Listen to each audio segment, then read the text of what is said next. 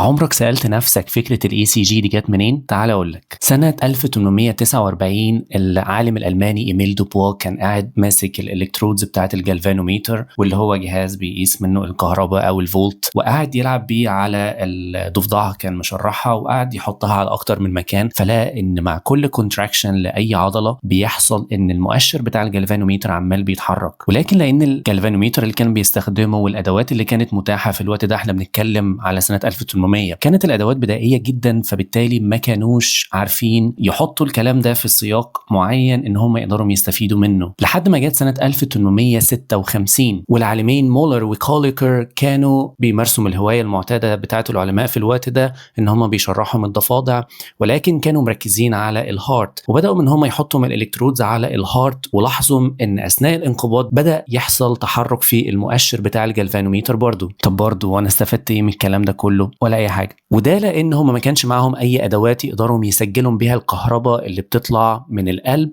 علشان بعد كده يقدروا يدرسوها. وبعد الكلام ده كله ب 30 سنة 1887 جه عالم انجليزي اسمه اوغسطس والر، واللي قدر ان هو يكون اول واحد في العالم يسجل الكهرباء دي. بس برضه الكهرباء اللي كانت بتطلع من القلب دي ما كانش ليها قيمة، لانها كانت عاملة زي شوية شخبطة، لحد ما جت سنة 1903 وكان في عالم هولندي اسمه اينتهوفن، اللي اتسمى على اسمه الاينتهوفن تراينجل بتاع الاي سي جي، واللي قدر ان هو يخترع جالفانوميتر سنسيتيف جدا لدرجة ان هو بيقدر يسجل الكهرباء بتاعة القلب سواء اثناء الانقباض او الانبساط بشكل دقيق جدا. وكان هو اول واحد يخترع الترم بتاع الاي سي جي او الاي كي جي اللي هو الالكتروكارديوجرام. الله يسامحك يا اينتهوفن. وزي ما قلنا اخترع الاينتهوفن تراينجل، واللي كان عباره عن الليد 1 و2 و3، ليد الاول والثاني والثالث.